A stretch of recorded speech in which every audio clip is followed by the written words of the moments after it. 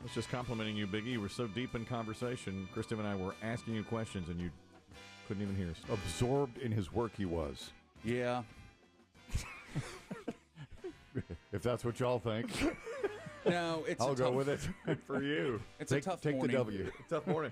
I had trouble getting going this morning. Well, it involves the world in 60 because there's been some breaking news overnight. It happens. That's part of our job. I didn't see it. I didn't see it. They caught the Minnesota shooter. Oh, I saw that, but I saw that before. But the way I make the world in 60, I normally use evening news clips and such from the night before. It's a little inside the numbers. It's dated. So now I'm trying to find a More current, proper. Why don't you just do it? Why don't you just read a headline? Because you would hate that. No, you're like a newsman. Why don't you say that Minnesota shooter has been caught and give us some detail? Put like a little teletype behind it. And say the shooter has been caught and give the details. You know, we're new. I mean, we're journalists. You don't have to. You don't have to saying that. You don't. You keep saying that word. I don't think you know what it means.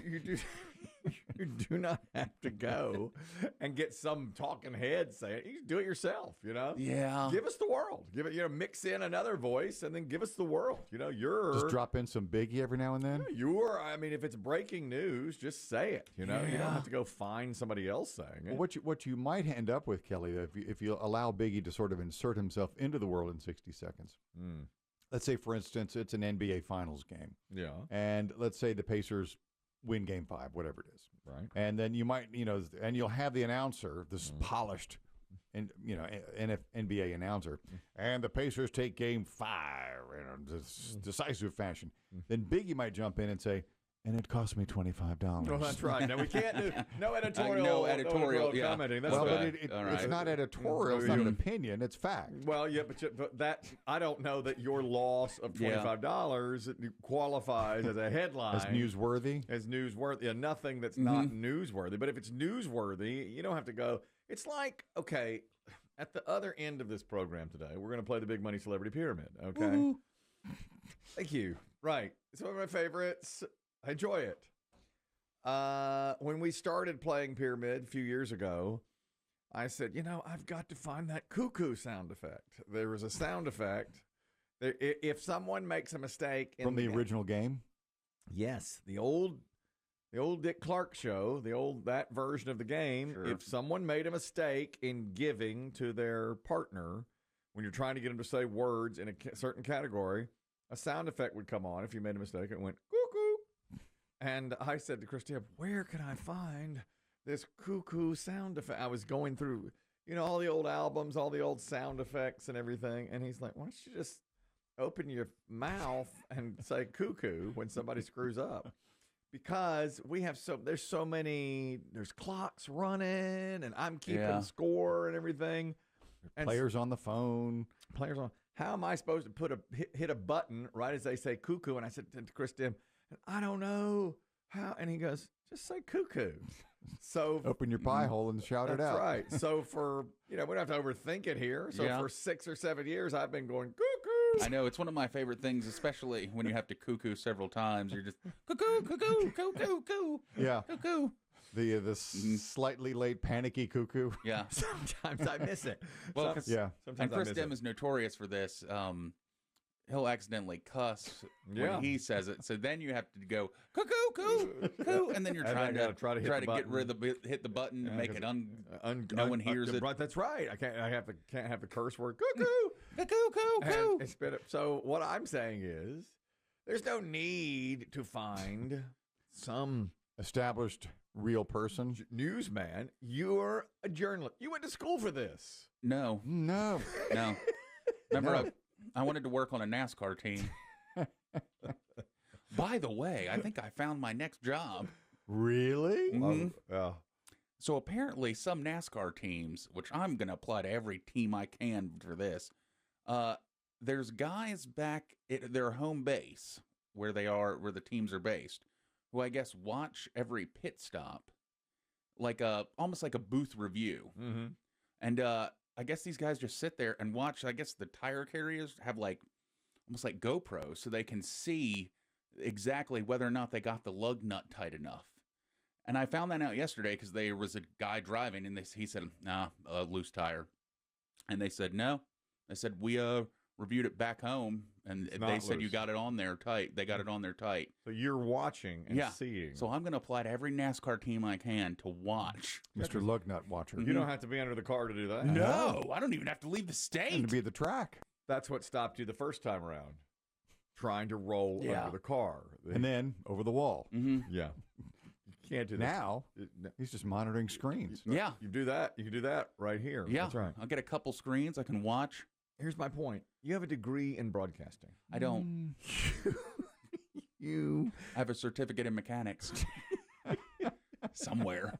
I don't even think I picked that up. Mechanics? I haven't seen you do anything mechanical. I couldn't change oil if I needed to. Talking about your life. You can do this. You have the background. You have an FCC license. I do. Is that something I had to get? Yeah. See, I think Kelly's, again, you're going with the old mindset. Yeah. God, remember, you guys hired me literally off the streets. We don't need some yahoo talking head out there. We need you. You should be part of the world in 60 seconds when there's breaking news. Well, I'll tell you this much. One thing I know for sure is you definitely got laid on Father's Day because you were in a stellar mood. I mean, all morning long, even this morning, you're like, "Hey, buddy, just fired up the cameras. You look tremendous." Like, what? Why is he in such a good mood? No, there's only one reason. I told Chris Demm, I was like, I just said, this guy right here looks so good today. I said, take a look at this. Biggie's in blue. Biggie in blue in his blue shirt. I said, I need to call this guy. Why do we keep it? Why do we bottle it up? When I think something's good and you look good, what did I tell you? You know? Why wait till you're dead to say at your funeral, he looked great? You know, what I should say. I don't think anyone will say that about me. I should say, you look great now. So I just called into you. I feel like there'll be a lot of people going, he lived life his way at my funeral. Yes. That's how we should lead it. It's funny, you know, you were talking about these news anchors and talking heads. I saw a thing today. I'm going to start doing this maybe. I've toyed with it, but I don't know. It's too listy. But it's like things that happened exactly 10 years ago this week. You know how I'm famous for doing like, here are the great things that are coming up in. Yeah, sure. You know, what do you think about that? Things that happened 10 years ago this week. It might just be me. I like stuff like that. I do too. Like Facebook gives you what they call Facebook memories. Some are terrible. Yeah. You know, some are great though, where you'll see, I'll find things that we've done together. I'll say, 12 years ago on this day, we were doing this. Oh. You do that. So I like that kind of stuff. You'll say, guess where we were 13 years ago. I always think sitting right here. What else is there, you know? But no, But this is designed to trip all of your endorphins for nostalgia, Kelly. Well, and I do like that. 10 years ago, this has to do with the news. 10 years ago this week, NBC News anchor Brian Williams was fired from NBC and put on MSNBC because he had told a helicopter story on Late Show with David Letterman and embellished the details of the story. Wow, that's been 10 years. That's right. And they said, you, as the head of NBC News, the lead anchor, you can't do that. And then Lester Holt took over and was there for almost exactly 10 years. Yeah. And now there's been a new guy, Tom Yamas. I told Biggie, my favorite Brian Williams moment ever as anchor of NBC News was during a campaign. Now, he must have been on MSNBC at this point, but it was a presidential campaign. I forget if Hillary Clinton was running or maybe it was Barack Obama, whoever it was. It was during the primary, and Brian Williams tried to go to whatever arena they were in and said, our NBC's Andrea Mitchell is standing by with the campaign. And they got their audio crossed up. That's where NBC's Andrea Mitchell is standing by. Andrea? All right. Here's what has just happened. That is indeed Hall & Oates and not Andrea Mitchell. We have plugged into the sound system in the room. Let's go across the state to, I'm being told we're going to try Andrea Mitchell again. Andrea. Again, Hall & Oates. Let's go to Raleigh, North Carolina. Less Hall & Oates of a town, I'm told. That's my favorite Brian Williams moment. Yeah. The whole time he was on NBC, MSNBC, whatever. That's my favorite Brian Williams moment. And he, to me, handled it like a pro. Yeah. That is indeed Oh, yeah. Hall & Oates. Unflappable, excuse me. Exactly right.